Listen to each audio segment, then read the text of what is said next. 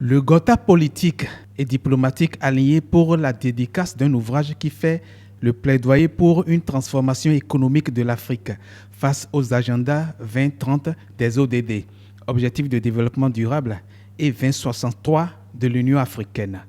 Titre de l'œuvre, l'audace de réformer.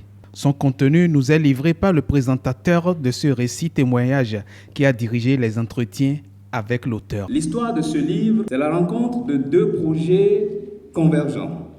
Le premier de ces projets est né du désir brûlant d'un citoyen de la diaspora et technocrate de haut vol de partager avec le plus grand nombre l'expérience unique qui lui fut donnée de vivre 4 années durant aux côtés du chef de l'État de son pays, le Bénin en l'occurrence. Quant au second, il découle du souci d'un autre citoyen, d'accompagner les leaders africains de tous horizons à mieux impacter la communauté par la force de leur témoignage. Préfacé par Vera Songwe, secrétaire exécutif de la Commission économique pour l'Afrique des Nations Unies, ce livre de 292 pages, structuré en 5 grandes parties, répond aux questions de théorie appliquées aux pratiques.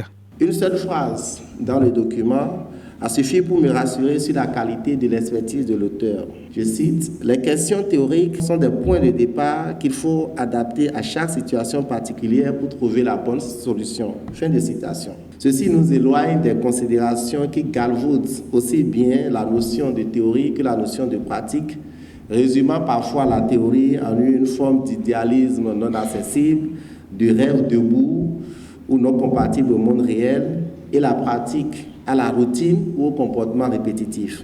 De la théorie apprise à la pratique pragmatique, l'ouvrage étale sur le rivage de l'efficacité les réformes vues pour tout Africain in situ ou de la diaspora. Nous sommes nombreux à être à l'extérieur du Bénin et nous rêvons tous de rentrer pour travailler pour notre pays, pour nos États, soit dans le privé ou soit dans le public.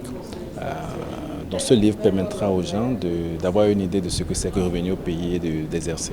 L'expérience issue d'un retour au pays natal et d'un départ pour les Nations Unies, c'est dans ce livre qui donne l'espérance du développement si on a l'audace de réformer.